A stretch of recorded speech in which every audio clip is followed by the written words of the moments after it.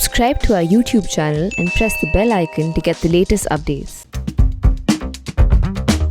Yet another OTT show has stirred up a controversy. Tandav has been accused of being anti-Dalit, anti-Hindu, that it's offensive to Hindus and Dalits. Well, honestly, the only thing Tandav is actually offensive to are political sensibilities and the art of depicting how politics in India functions. Stereotypical, over the top, entirely detached from reality, unnecessarily glamorized and sensationalized. That is how Tandav has depicted politics in India. Now, it isn't just Tandav, but that is what has happened to all shows or most shows on OTT platforms. They claim to show how politics works in India, but instead they are mired in stereotypes and mired in this idea of showing this very glamorous nexus between politicians, gangsters, money, bureaucrats, media, not touching upon what politics in India is really about.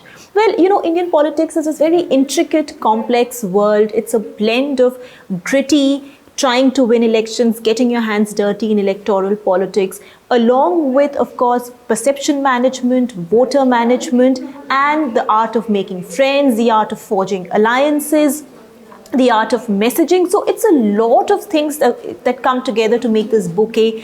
And what OTT platform does are instead, replete with just politicians showing politicians chatting with the underworld, being in touch with the dark side, deciding fates and fortunes over whiskey, constantly talking about money, and with a generous dose of sleaze, a generous dose of sex, a generous dose of profanity.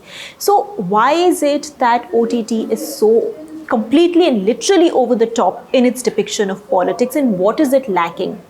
Hindi cinema has also not really been the best example of showcasing a genuine political setup in most cases. For instance, there have been movies like Rajniti, there have been movies like Sarkar Raj, there have been biopics of Manmohan Singh, Narendra Modi, Bal Thackeray, etc., which are really completely masala version, masala Bollywood films, completely over the top, no touch with reality. But for these movies, there have been movies like Hututu, or movies like Gulal, or even the 1984 Govind Nihalini film called Party, which not many have watched, but which really showcases the times and the politics of those times in a very, very fascinating manner. OTT, on the other hand, seems to be falling into this trope. So whether it's Tandav now, or whether it's Patal Lok, or whether it's something like Sacred Games, all of them fall for the same trope. In Tandav, for instance, it is so embarrassingly off the mark that any resemblance to anything in reality is not even coincidental.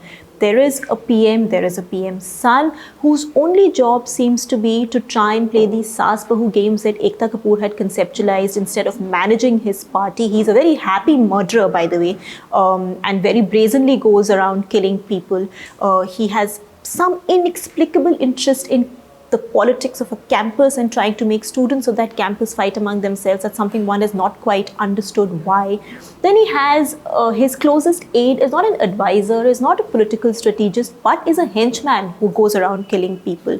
His rival, who becomes the PM for a while, played by Dimple Kapadia, of course, the Prime Minister's son, we were talking about Saif Ali Khan. His rival, Dimple Kapadia, also seems to be a cold-blooded murderer, and there is just absolutely no connect to realities. It doesn't give us a glimpse into the corridors of power of Delhi. There seem to be all kinds of characters. There is one Kanhaiya Kumar's character whose only understanding of politics seems to be chanting Azadi. There is lifting off from JNU, what seems like JNU, again in a very simplified, very, very embarrassingly reconstructed version of the university and its politics. Even in Patal Lok, we saw, or in Mirzapur also, they show all this nexus between the gangsters, between politicians, and they, in Mirzapur, for instance, in the form of JP Yadav, as if politics is only about sex and sleaze and money and gangsters, when it is so much more than that. And this is where I'll come to my main point. What these show miss is what forms a core of a politician. All of this nexus between criminals and politics and bureaucrats and media and money is there in politics, but in subsets. This is not what makes politics. What makes politics in India is winning elections, is fighting elections, is voter management, is reaching out to voters and messaging to voters. And all of this seems to be completely missing in any of these OTT shows. They've not tugged at the heart of Indian politics. So where are the voters? Where are the voters' aspirations? Where is telling us how a politician is nurturing a constituency, managing a campaign, planning a campaign, winning or losing an election? None of this seems to be there. In fact, in Indian politics, if a politician has done well, it is because he or she is winning elections. So Narendra Modi is Narendra Modi because he is winning elections. Rahul Gandhi has not succeeded because he has not been able to win elections.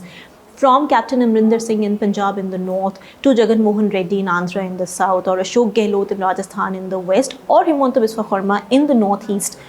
All these leaders have done well because they know the art of winning elections. They know how to reach out to voters, not because of some connect with the dark side or because they sit over an evening whiskey as OTT shows show to talk about politics and decide fates and fortunes. So, this has been a rather unfortunate aspect of OTT for people like us who observe politics closely, or for politicians, for political journalists, observers, bureaucrats. It's a bit of a cop-out to want to watch a show which claims to show gritty politics but ends up being completely mired in stereotypes. So here's hoping that in 2021 there will be a show that really gives us a glimpse into maybe a slice of our own lives for people like us who've covered politics, or for politicians who actually are in the thick of things.